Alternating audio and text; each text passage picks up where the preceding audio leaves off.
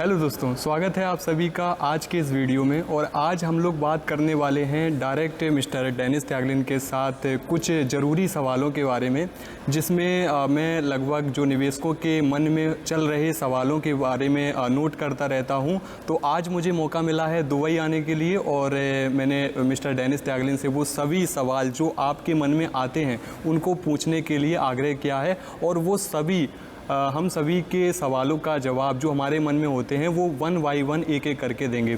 तो हमारे जो मन में सवाल आता है, जैसे जब भी आप वीटर का अकाउंट लॉगिन करते होगे आपको वहाँ वीटर के अलावा एक दूसरा प्रोजेक्ट गोरोड मिलता है।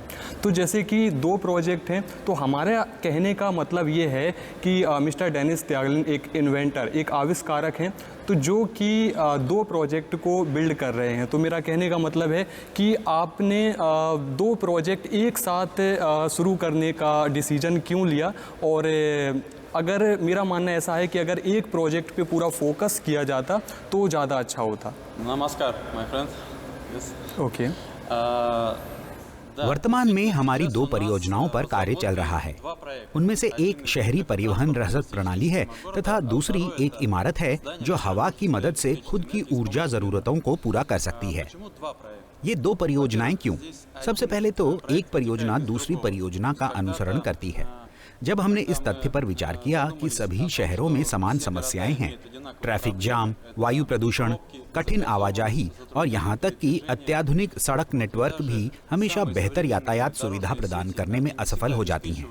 यहाँ तक कि दुबई के सबसे आधुनिक सड़क नेटवर्क पर भी कभी कभार ट्रैफिक जाम लग जाते हैं। इसके पीछे कारण है कि परिवहन, मनुष्य, पशु एवं हरियाली ये सभी जमीन के एक ही स्तर पर मिलते हैं। उनके बीच कोई संघर्ष ना हो, इसलिए विभिन्न स्तरों का निर्माण आवश्यक है। हमने इसे कैसे किया? हमने 4 जमीनी स्तर बनाए हैं। प्रथम स्तर भारी रसद परिवहन है। यहाँ गोदाम से ढुलाई तथा उत्पादन एवं निर्माण से जुड़ी सुविधाएं हैं। द्वितीय स्तर पर संचार प्रणाली है। हमें संचार नेटवर्क को भूमिगत नहीं करना चाहिए क्योंकि ये महंगा पड़ता है तथा भूमिगत होने के चलते समय के साथ उनकी आयु एवं कार्यक्षमता क्षीण होती जाती है। उनकी कार्यक्षमता वहां बढ़ेगी जहां हवादार कक्ष हो तथा आक्रामक वातावरण से संपर्क न हो। तृतीय स्तर यात्री एवं रसद परिवहन के लिए है। यहाँ सिर्फ लोग रहते हैं। यहाँ आसपास का वातावरण बिल्कुल सुरक्षित है। हमारे पास दुबई के एक क्षेत्र में इस प्रणाली को एकीकृत करने का अनुभव है। भले ही ये अभी के लिए अवधारणा हो, लेकिन जब ये अवधारणा आपको कल्पना करने की अनुमति देती है तो पता चलता है कि असल जिंदगी में ये कैसा हो सकता है। ये समझा जा सकता है कि ऐसी प्रणाली के कार्यान्वयन से ढेर सारे फायदे हैं। चतुर्थ स्तर ये पूरी तरह से हरा भरा है, जहाँ सिर्फ आदमी रहते हैं। यहाँ कोई कार या विषैली गैसें नहीं है। यहाँ ऐसी कोई वस्तु नहीं है जो सड़क दुर्घटना का कारण बने तथा किसी तरह से व्यक्ति के जीवन को खतरा उत्पन्न हो। यहाँ किसी भी तरह की मानव निर्मित ध्वनियाँ भी नहीं है, जबकि किसी भी आधुनिक शहर में काफी शोर होता है। 80 डेसिबल से ज्यादा मानव निर्मित शोर मानव के स्वास्थ्य के लिए हानिकारक होता है। यानी किसी बड़े शहर के निवासी का घर यदि राजमार्ग के बगल में स्थित हो तो वो 24 घंटे वाहनों की आवाजाही से उत्पन्न शोर का अनुभव करेगा। मानव तंत्रिका तंत्र जो लाखों वर्षों के विकास क्रम के उपरांत विकसित हुआ है, प्राकृतिक ध्वनियों, पक्षियों का गायन, नदियों की कलकल का आदी हो चुका था। हमारा मस्तिष्क इन ध्वनियों को अच्छी तरह से पहचानता है तथा इसे सुनकर आराम करता है। जबकि यदि इंसान शहर के शोरगुल में रहे तो उसका तंत्रिका तंत्र खराब तरीके से काम करता है तथा इससे उसके स्वास्थ्य पर प्रतिकूल असर पड़ता है, जिसके परिणाम स्वरूप उसकी जीवन प्रत्याशा घट जाती है। इसके अलावा हमारी सड़कों पर वायु प्रदूषण भी स्वास्थ्य को नष्ट करती है। हर कोई समझता है कि स्वच्छ हवा हमारी जीवन प्रत्याशा को बढ़ाने में एक महत्वपूर्ण भूमिका अदा करता है। इसलिए ऐसी प्रणालियां इन समस्याओं के समाधान में कारगर सिद्ध होंगी। मैं ये देख रहा हूँ कि धीरे धीरे कुछ शहरी क्षेत्रों में इस पर कार्य शुरू किया जा रहा है। सबसे दिलचस्प बात यह है कि किसी नई जगह पर जाकर एक नए शहर को बसाने की जरूरत नहीं होगी। जिसमें काफी ज्यादा लागतें आती हैं और इस खर्च को बहुत कम लोग वहन कर पाएंगे। यानी अगर हम भारत के किसी बड़े शहर की बात करें तो बस मौजूदा 6 या 9 हेक्टेयर जीर्ण शीर्ण इमारतों को साफ करना नवीन शहर का निर्माण करना संभव होगा। हम सभी सड़कों को छोड़ देंगे, हम संचार व्यवस्था को बाधित नहीं करेंगे और हम ट्रैफिक की गति पर कोई प्रभाव नहीं डालेंगे। जमीन के ऊपर इन स्तरों का निर्माण हरे द्वीप की तरह दिखाई देगा। सभी लोग बेहतर स्थिति में रहने का प्रयास करते हैं, इसीलिए वे इस स्थान पर रहना पसंद करेंगे। इस तरह यहाँ सब कुछ जल्दी ही बिक जाएगा। जरूरत पड़ी तो शहर का विस्तार करना भी संभव होगा। ये मधुमक्खी के छत्ते जैसी प्रणाली है जिसका प्रसार संभव हो सकता है। एक षटभुज की कल्पना करें। यदि इसमें आबादी बढ़ गई, सारे स्थान बिक गए, तो अब अगले ब्लॉक की ओर बढ़ा जा सकता है और इस प्रकार से शहर का पूर्ण पुनर्निर्माण हो सकता है। सबसे दिलचस्प बात यह है कि हम शहरी क्षेत्रों का भी बचाव कर सकेंगे। यदि हम कल्पना करें कि दिल्ली शहर का इस परिवहन रसद प्रणाली द्वारा पूरी तरह से पुनर्निर्माण किया गया, तो हम आधुनिक इमारतों के कब्जे वाले कम से कम 50 या 60% क्षेत्र को खाली कर प्रकृति को वापस कर सकते हैं। इसका मतलब है कि कंक्रीट और इमारतों के स्थान पर पेड़ उग सकते हैं, जिससे प्रकृति के साथ मानवीय संबंधों पर भी सकारात्मक प्रभाव पड़ेगा। किसी समय जब ये स्पष्ट हो गया कि ऐसी प्रणालियां होनी चाहिए, तो हमने विचार किया कि ऐसी रसद प्रणाली में किस तरह की इमारतें होनी चाहिए। ये स्पष्ट है कि इमारतें ऊंची होनी चाहिए, जिनमें निजी घर होना निश्चित रूप से अच्छा होगा, लेकिन ये बहुत ही ज्यादा लग्जरी होगा। आज हमारे ग्रह पर 7 अरब लोग रहते हैं और ये आंकड़ा बढ़ता ही जा रहा है। यदि हम सभी अपने क्षेत्रों में निजी घर बनाने की होड़ करेंगे, तो इसके लिए काफी ज्यादा भूमि की आवश्यकता होगी। आज अगर हम एक पूरे शहर को पार करने में 2-3 घंटा लगा देते हैं, तो आगे चलकर ये समय और बढ़ जाएगा। इसलिए आने वाला समय ऊंची इमारतों का होगा। मेरे दोस्त ने 4 इमारतों को मिलाकर एक कॉम्पैक्ट गगनचुंबी इमारत तैयार की। मेरे दिमाग में पहली बात ये आई कि इमारतों के बीच से तेज हवा बहेगी। हम सभी जानते हैं कि जब इमारतें पास होती हैं और बाहर मौसम हवादार होता है, तो हमें महसूस होता है कि वहाँ तेज हवा चल रही है। पहले तो ये मुझे एक समस्या की तरह लग रही थी, लेकिन फिर स्पष्ट हो गया कि इससे वायु प्रवाह में वृद्धि होती है। वैज्ञानिक रूप से इसे वेंटुरी ट्यूब प्रभाव के नाम से जाना जाता है। आप विकिपीडिया खोलकर इसके बारे में और अधिक जानकारी प्राप्त कर सकते हैं। ये एक तरह से संकीर्ण नोजल में वायु प्रवाह का त्वरण है। ये स्पष्ट हो गया कि इस तेज हवा के रास्ते में पवन ऊर्जा फार्म बनाना संभव है, लेकिन सभी तरह के पवन ऊर्जा फार्म से शोर फैलते हैं। क्षैतिज अक्षीय पवन ऊर्जा फार्म का उपयोग अब यूरोप, चीन, तुर्की में आम है और कई देशों में उनका उपयोग बढ़ रहा है। इससे इंफ्रासाउंड निकलती है जो 350 मीटर की दूरी तक फैलती है। लगातार इंफ्रासाउंड प्रभाव में रहने वाले प्राणियों पर उसका बुरा प्रभाव पड़ता है। इसमें आदमी का उल्लेख नहीं किया गया है। कोयले को जलाने से कहीं अच्छा है पवन ऊर्जा फार्म से विद्युत उत्पादन करना। समय के अनुसार सब कुछ विकसित हो रहा है और हमारी इमारत और पवन टरबाइन का भी विकास हुआ है, जिसमें क्षैतिज अक्षीय पवन ऊर्जा फार्म के सापेक्ष कई फायदे हैं। प्रतीत होता है कि एक परियोजना दूसरे का पूरक है। वे एक दूसरे से अलग भी हो सकते हैं, लेकिन साथ साथ वे एक दूसरे के बहुत अच्छे पूरक भी हैं। वास्तव में प्रदर्शनी के दौरान हम एक स्थान को लेते हैं, लेकिन 2 परियोजनाओं को प्रस्तुत करते हैं। इस तरह 2 परियोजनाएं एक साथ मिलकर पैसे बचाती हैं और एक दूसरे को सुरक्षा प्रदान करती हैं। यदि एक परियोजना बहुत पहले शुरू की गई और दूसरी अभी तक लॉन्च नहीं हुई हो, तो हम जो भी लाभ अर्जित करेंगे उससे हम दूसरी परियोजना के निवेश की भरपाई करेंगे। मेरा मानना है कि 2 परियोजनाएं होने से निवेशकों को कम जोखिम उठाना पड़ता है। 3 प्रोजेक्ट हों तो भी अच्छा होगा। उन पर काम करने के बहुत शुक्रिया। जैसा कि आप सभी लोगों ने देखा कि हमें कितनी बारीकी से सवाल का जवाब दिया गया है, तो अब हम बिना किसी देरी के दूसरे सवाल की ओर भी चलते हैं। तो दूसरा सवाल हमारा यही है कि जैसे वर्तमान में जो 2 परियोजनाएं चल रही हैं, तो 2 परियोजनाओं में से मिस्टर डेनिस त्यागलिन पहली प्राथमिकता किस प्रोजेक्ट को देते हैं? यानी कि 2 प्रोजेक्ट हैं, वीटर और गोरोड, वो सबसे ज़्यादा किसे सपोर्ट करना पसंद करते हैं या उनकी किस प्रोजेक्ट में ज़्यादा रुचि है? तो आपके अनुसार वो कौन सा प्रोजेक्ट है जो सफलता प्राप्त करने के बिल्कुल कगार पे है? ये अनुमान लगाना कठिन है कि कौन सी परियोजना पहली होगी। वेटर परियोजना पर अधिकतम परीक्षण कार्य किए जाने की आवश्यकता है। यदि परिवहन रसद प्रणाली में सब कुछ स्पष्ट हो ये कैसे हो सकता है और इसे कैसे लागू किया जाए, तो वेटर परियोजना के लिए अधिक काम होगा। मान लीजिए कि यदि हम दिल्ली शहर को लें तो इनमें से कौन सी परियोजना उपयोगी हो सकती है। मुझे लगता है कि दोनों, क्योंकि किसी भी अन्य शहर की तरह दिल्ली में भी एक जैसी ही समस्याएं हैं। ट्रैफिक की समस्या, खराब वायु गुणवत्ता। यदि हम परिवहन रसद प्रणाली का शुद्ध उपयोग करें और वहां साधारण गगनचुंबी इमारतों को जोड़ सकें, तो यह निश्चित रूप से ऐसे शहर के लिए उपयोगी सिद्ध होगा। यदि हम परिवहन रसद प्रणाली को छोड़कर सिर्फ पवन ऊर्जा फार्म की गगनचुंबी इमारत के साथ उपयोग करें, तो भी इसके लाभकारी प्रभाव हो सकते हैं, क्योंकि ऐसी इमारतें जितनी अधिक होंगी, दिल्ली के समीप थर्मल पावर प्लांट में कहीं कम कोयला जलाया जाएगा। इस तरह दोनों परियोजनाएं वायु गुणवत्ता और पर्यावरण की गुणवत्ता में सुधार कर सकती हैं। कृपया ये न भूलें कि सभी स्तर जमीन से ऊपर हैं और इसका अपना मौलिक महत्व है।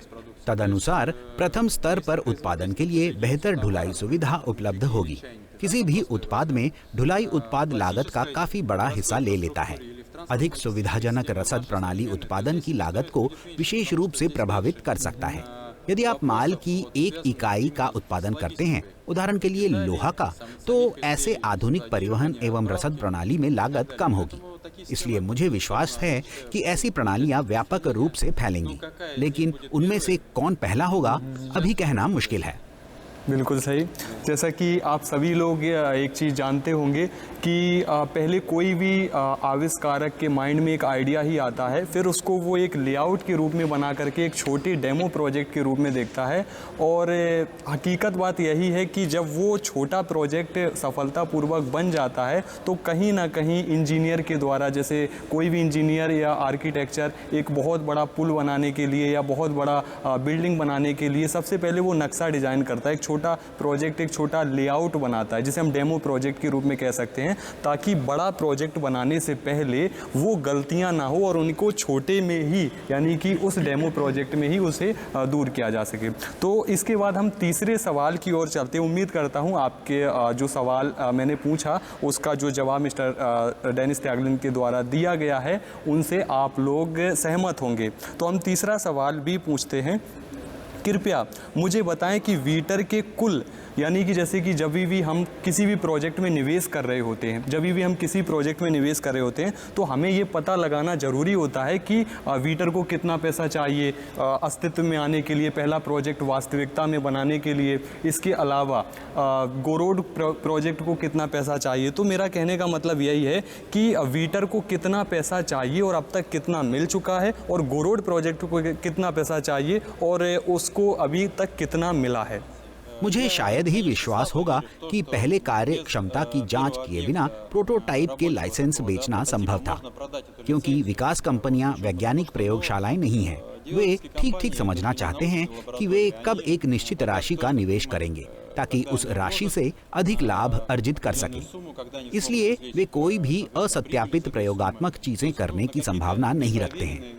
यहाँ ये ध्यान दिया जा सकता है कि हमने 440 मीटर ऊंची इमारत की लागत के विषय में दुबई के शीर्ष प्रबंधन से बातचीत की थी। परियोजना की गणना की गई और ये राशि औसत है, लेकिन स्टार्टअप में निवेश करने के पूर्व सभी तकनीकों का परीक्षण नहीं किया गया। ऐसे में शायद ही कोई इतनी बड़ी राशि खर्च करना चाहेगा। ऐसे में अब हम एक एनालॉग का निर्माण की बात कर रहे हैं जो मूल परियोजना से 10 गुना छोटा होगा। उदाहरण के लिए एक बोइंग विमान की उसके वास्तविक आकार में कल्पना करें और अब इस विमान को 10 गुना छोटा बनाने की बात कहें, यानी ये मूल से पूरी तरह मेल खाएगा, लेकिन भार उठाने की इसकी क्षमता मूल की तुलना में काफी कम हो जाएगी। लेकिन वो अपनी उड़ान की क्षमताओं को दिखाने में सक्षम होगा। उसकी गति को घटाने, बढ़ाने तथा नियंत्रण करने का अभ्यास किया जा सकता है। अब हम दुबई के इलाके में ऐसी परियोजना के होने की बात कर रहे हैं। हमने जो फंड जमा किए हैं, हम उसे वहां निवेश करने को तैयार हैं। शायद इस स्तर पर वे पर्याप्त नहीं होंगे। ये संभव है कि हम अतिरिक्त धन प्राप्त करेंगे या उस समय तक निवेशकों की संख्या में वृद्धि होगी और हम इस तरह की वस्तु के निर्माण कार्य को करने में सक्षम होंगे। इस स्थिति तक पहुंचते ही हम पहले लाइसेंस बेचना शुरू कर देंगे। रिबन काटने के बाद या 1 महीने में ये कहना जरा मुश्किल है, लेकिन ऐसा निश्चित रूप से होगा। कुल मिलाकर दुनिया के सामने ऊर्जा प्राप्त करने का ज्यादा विकल्प नहीं है। हमारे पास वैकल्पिक ऊर्जा प्राप्त करने के कई स्रोत हैं, पवन और सौर। सौर पैनल बेशक एक अच्छी चीज है, लेकिन वे निजी इमारतों के लिए अधिक उपयुक्त हैं, जहां किसी व्यक्ति के घर की छत पर सौर पैनल है और वे अतिभारित नहीं हैं। वो उसे समय पर साफ कर सकता है, उचित रखरखाव कर सकता है। ये पैनल 20-25 साल तक आराम से अपनी सेवा दे सकते हैं, लेकिन एक निश्चित समय अंतराल पर उन्हें बदलना होगा। पवन ऊर्जा फार्म अधिक काम करते हैं और उनके रखरखाव पर कम ध्यान देने की आवश्यकता होती है। यदि हम अरब देशों में सौर पैनलों का उपयोग करें तो यहाँ हर सुबह शीत सौर पैनलों पर जमा होगा। थोड़ी देर बाद हवा चलेगी, रेत रेगिस्तान से उड़कर सौर पैनल पर फैल जाएगी। 1.5 घंटे के बाद एक चमकदार गर्म सूरज दिखाई देगा, जिससे धूल कठोर होकर पत्थर सा जम जाएगा। ऐसी सतह को साफ करना मुश्किल होता है, और उससे भी अधिक जब ये कई वर्ग किलोमीटर में फैला हो तथा उन्हें खरोच से भी बचाना हो। सामान्य तौर पर सौर ऊर्जा कोयले या तेल को जलाने से बेहतर है, लेकिन उससे भी बेहतर है हमारी इमारत, जो ऊर्जा उत्पन्न करने के लिए हवा का उपयोग करती है। ये एक ऐसी वस्तु है जिस पर सौर पैनलों जितना ध्यान देने की आवश्यकता नहीं है और उन क्षेत्रों में अच्छी तरह से काम कर सकती है जहां तेज वायु प्रवाह नहीं हो, जहां औसत वार्षिक वायु। लोगों के जरिए इस प्रोजेक्ट के बारे में काफ़ी सारे लोगों को जानने का मौका मिलता है, और जो लोग इस तरह की टेक्नोलॉजी को सपोर्ट करना चाहते हैं या समझना चाहते हैं या इसको आगे बड़े आकार में इसको देखना चाहते हैं और इससे लाभ कमाना चाहते हैं, तो वो इसमें निवेश भी करते हैं। तो ये बहुत अच्छी बात है कि हमें जो हमारे मन में आ रहे सवाल हैं उनके जवाब हमारे सामने दिए जा रहे हैं। तो हम चलते हैं सबसे जो इम्पोर्टेंट है, जो अगला सवाल है, और मुझे पता नहीं कि आपके मन में ये जो सवाल है वो कभी आया होगा या नहीं आया होगा, लेकिन फिर भी आपको मज़ा आने वाला है जब मैं ये सवाल बोलूँगा। तो जैसे कि मेरा कहने का मतलब ये है कि बहुत रूस में जैसे ये जो परियोजना है, बेसिकली इसका जो ऑफिस है वो दुबई में है, तो लेकिन जो ये स्टार्टिंग हुआ है कंपनी, वो रसिया से हुई है 11 नवंबर 2018। हम सभी लोगों को पता है, लेकिन हमारे मन में सवाल आता है कि एक ऐसा आविष्कारक जो पहले से 2 प्रोजेक्ट बना रहा, उस पर काम कर रहा है, क्या उन्हें रसिया की दूसरी चल रही कंपनी में निवेश करना पसंद है, या वो उनमें से किसको सपोर्ट करते हैं? जैसे सवाल क्या है, क्या आप स्वयं को रूस की अन्य भीड़ निवेश यानी कि अन्य क्राउड इन्वेस्टिंग परियोजना में निवेश करते हैं या नहीं? जैसे रसिया में और भी बहुत सारे प्रोजेक्ट चल रहे हैं, तो अलग अलग प्रोजेक्ट हैं, तो आप सभी लोग उनके नाम जानते हैं, तो क्या आप उनको सपोर्ट करते हैं या उनमें निवेश करते हैं या नहीं? मैं इतना जानना चाहता हूँ, या सुनो इस तरीके से। अगर हम परियोजनाओं के बारे में बात करें तो इन 2 परियोजनाओं में आने वाले शुरुआती निवेश निश्चित रूप से मेरे व्यक्तिगत फंड से थे।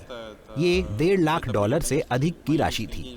तब मैंने क्राउड इन्वेस्टिंग के बारे में सोचा भी नहीं था कि निवेश की बिल्कुल ज़रूरत होगी। मुझे पूरा विश्वास था कि मुझे सबसे बड़े 5 या 3 देशों में पेटेंट मिलेगा और वहाँ वे धीरे धीरे अपनी मांग बढ़ाएंगे।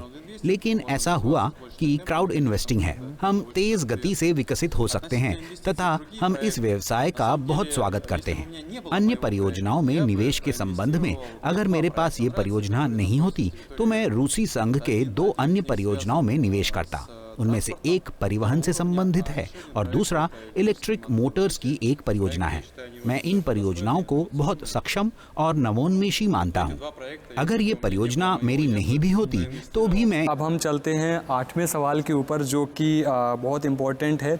जैसे कि हम सभी लोगों के मन में आता है कि सर मैं शेयर खरीदना चाहता हूँ, मुझे वीटर प्रोजेक्ट पसंद है, आई लाइक वीटर project, I like go road project, इस तरीके के हमारे मन में आता है। लेकिन सवाल ये है कि अगर कोई भी निवेशक, आप, मैं या कोई भी भारत का निवेशक या किसी भी अन्य कंट्री से होने वाला जो निवेशक है, बेसिकली होता क्या है कि कोई भी व्यक्ति जब इंस्टॉलमेंट पे शेयर परचेज करता है तो अगर यानी कि ऐसे कौन से कारण होंगे, वो अगर इंस्टॉलमेंट नहीं भरता है तो कंपनी उसके शेयरों के साथ क्या कर सकती है या उसकी किस्त के साथ क्या कर सकती है। तो सवाल यह है कि यदि किसी व्यक्ति ने किस्त में कोई भी पैकेज परचेस किया है और उसकी जॉब चली जाती है, उदाहरण के तौर पे अगर आप निवेश कर रहे हो तो आपका एक सोर्स ऑफ इनकम होगा, आपका छोटा मोटा कोई बिजनेस हो सकता है, बड़ा बिजनेस हो सकता है, आपकी जॉब हो सकती है, या आप गवर्नमेंट प्राइवेट सेक्टर में से किसी में काम कर रहे हो, उससे पैसा कमा रहे हो, आप निवेश कर रहे हो। और सोचो अगर आपका वो व्यवसाय या नौकरी बंद हो जाती है तो क्या होगा, या आपके शहर में लॉकडाउन जैसी कोई भी समस्या आ जाती है, या आपके घर में कोई भी समस्या आ जाती है, तो उस समय किस्त देना आवश्यक है या नहीं। तो इसके लिए मैं आपसे जानना चाहता हूँ। आज हमारे पास ऐसी व्यवस्था है कि कोई व्यक्ति कुछ भी नहीं खोएगा। जिस हिस्से के लिए उसने भुगतान किया वो उसके पास रहेगा। जब एक व्यक्ति ने किश्त योजना ली तो उसने पिछले महीने की कीमत पर शेयर आरक्षित कर लिए। ऐसे में वो पुरानी कीमत पर शेयर खरीदने का अवसर खो देगा, और जिन शेयरों के लिए उसने भुगतान किया है वे अपने आप गायब नहीं होंगे। इस लिहाज से चिंता करने की जरूरत नहीं है। लेकिन अगर वो भुगतान जारी रखने का फैसला करता है तो कीमत पहले ही नई हो जाएगी। जैसा कि आप जानते हैं, हमने भीड़ निवेश क्राउड इन्वेस्ट के लिए 15% आवंटित किया है, और प्रत्येक खरीद के साथ जैसे ही ये प्रतिशत घटती है तो कीमतें थोड़ी और बढ़ जाती हैं।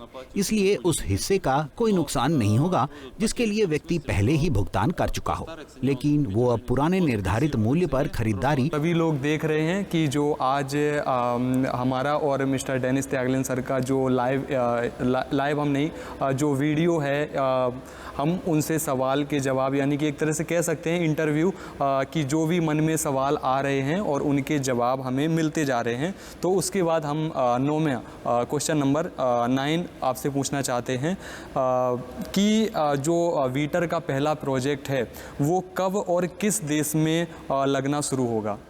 जैसा कि आप जानते हैं, वियतनाम के साथ हमारे 3 समझौते हैं। ये 3 कंपनियां वियतनाम में स्थित हैं।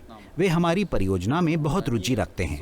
उनके यहाँ नौकरशाही व्यवस्था है जिसके कारण बहुत सारे दस्तावेज और कागजात की जरूरत पड़ती है, लेकिन वे समर्थन कर रहे हैं। दुबई में सत्तारूढ़ परिवार के एक सदस्य के साथ भी हमारी बातचीत प्रगति पर है। उन्हें भी हमारी परियोजना पसंद है। वो हमारे कार्यालय के दौरे पर आ चुके हैं। अभी हमें परियोजना निर्माण के लागत की सही गणना करने का कार्य दिया गया है। हमने 444 मीटर की ऊंचाई वाली एक इमारत की गणना की है।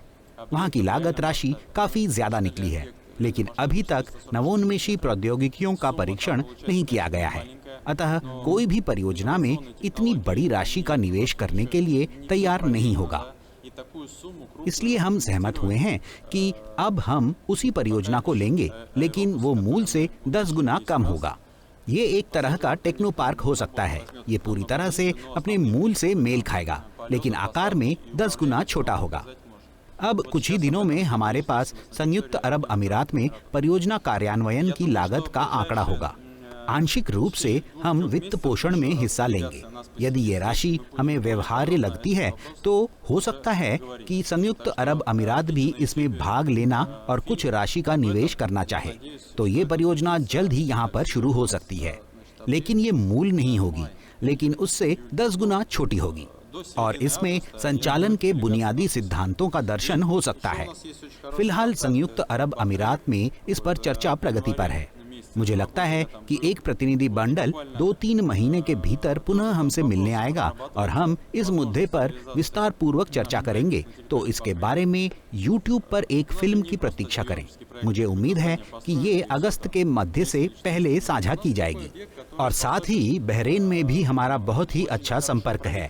मैं इस साल जनवरी में वहाँ गया था। बहरीन में हमारी परियोजनाओं को लागू करने की संभावना पर काम किया जा रहा है। हमारे पास सिर्फ एक विकास परियोजना नहीं है। हमने कुछ इमारतें बनाई हैं और वे 300 या 400 मीटर ऊंची हैं।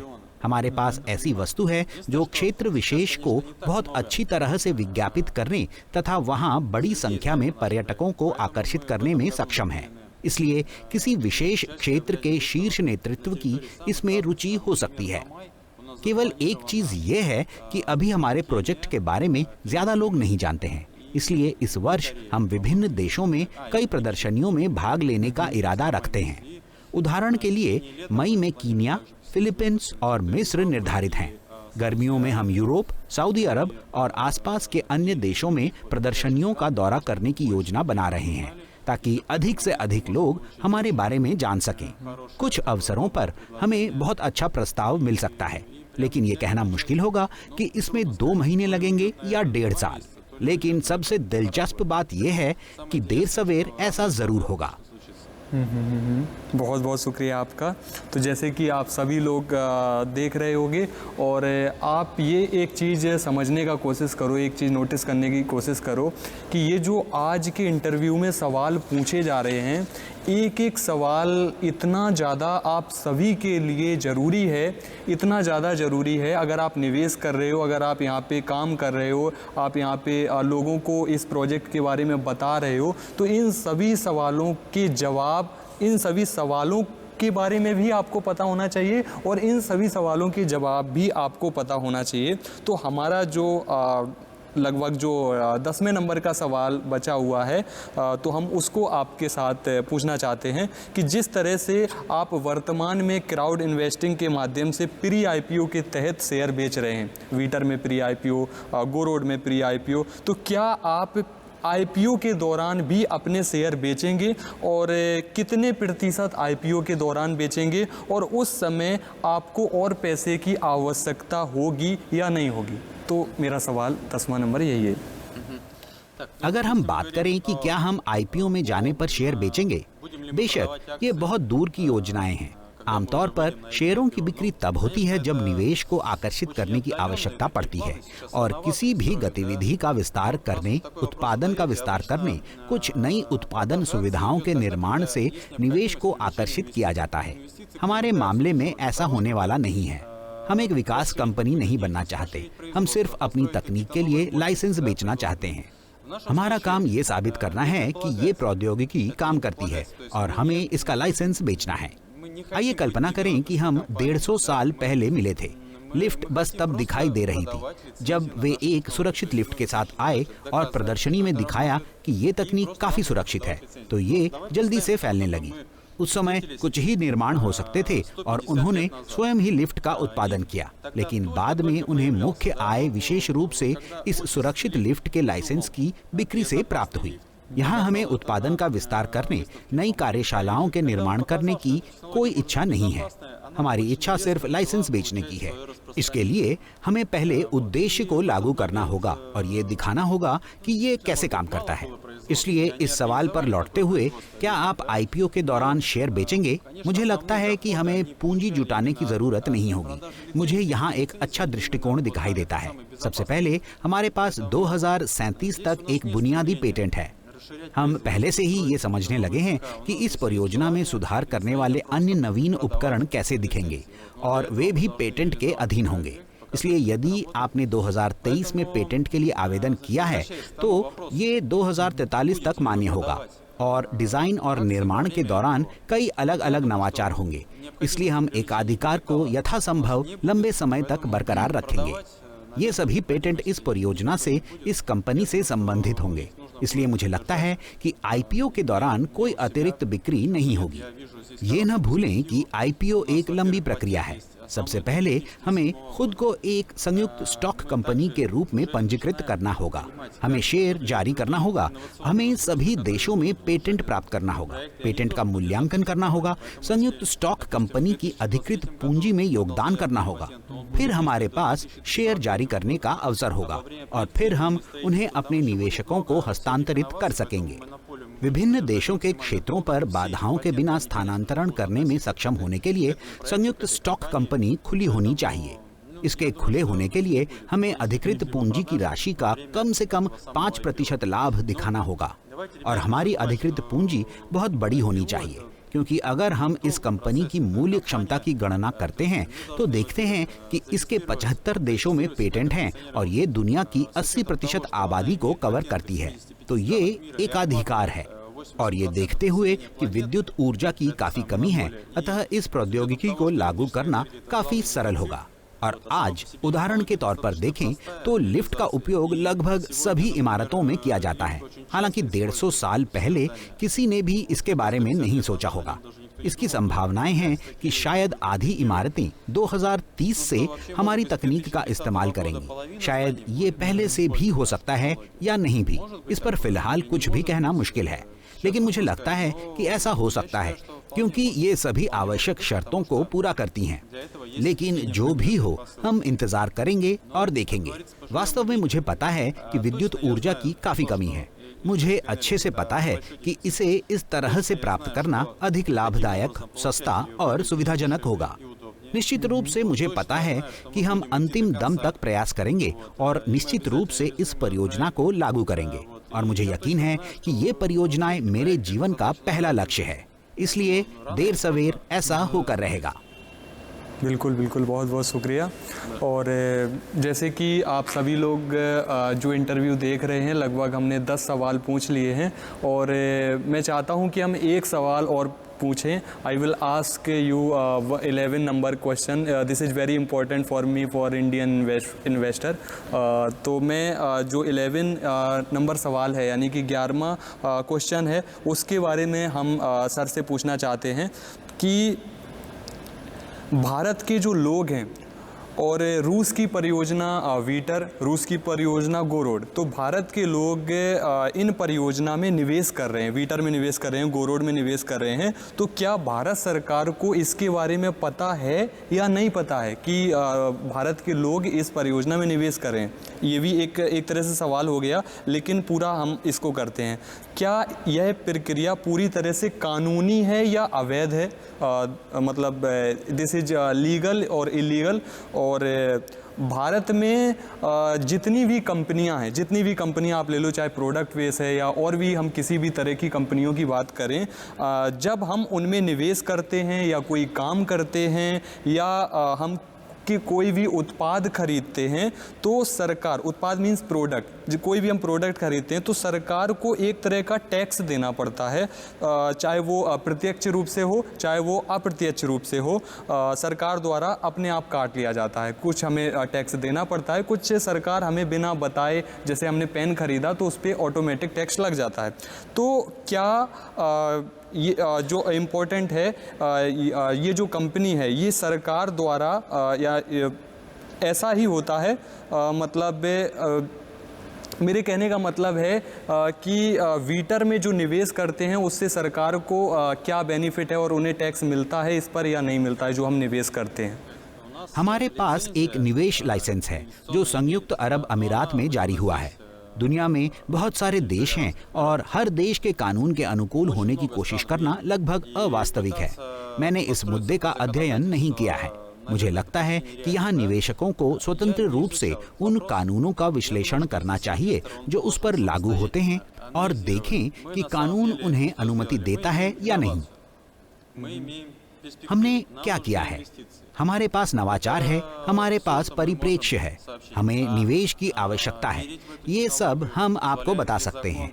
और इस तकनीक पर विश्वास करना कानूनन अनुमति है या नहीं, इस पर अमल करना निवेशकों के स्वयं का निर्णय है। दुनिया में बहुत सारे देश और क्षेत्र हैं और प्रत्येक के अपने नियम हैं, इसलिए इसकी जांच कर लें। अगर अनुमति है तो हमारे पास आपका स्वागत है। बिल्कुल बिल्कुल, बहुत बहुत शुक्रिया। और जैसा कि हमारे मन में जितने भी सवाल आ रहे थे या जो मुझे लगते थे कि हमें इनके बारे में पूछना चाहिए, वो मैं पूछ चुका हूँ। और इन फ्यूचर, जैसे अभी हम लोग काम करें, निवेश करें, इन फ्यूचर भी अगर कुछ भी सवाल निकलते हैं तो हम इसी तरीके से एक और इंटरव्यू ऑर्गेनाइज करेंगे जिसमें हम अपने मन के सवाल लेंगे। क्योंकि अगर हम निवेश कर रहे हैं या हम काम कर रहे हैं तो ये बहुत ज़्यादा ज़रूरी है कि हमें अपनी जो निवेश जहाँ पे कर रहे हैं, हमें उस परियोजना में पूरा विश्वास हो, बिलीव हो, चाहे वो वीटर हो चाहे वो गोरोड हो। तो ये बहुत ज़्यादा ज़रूरी होता है हम सभी के लिए, चाहे हम इंडिया में रहने वाले निवेशक हों या वर्ल्ड वाइड हम किसी भी कंट्री से हम बिलोंग करते हों। तो आज के लिए मैं बहुत दिल की गहराइयों से शुक्रिया अदा करता हूँ। थैंक यू सो मच इस इंटरव्यू के लिए। नमस्ते। Yes yes yes, thank you so much. आप Welcome every day here.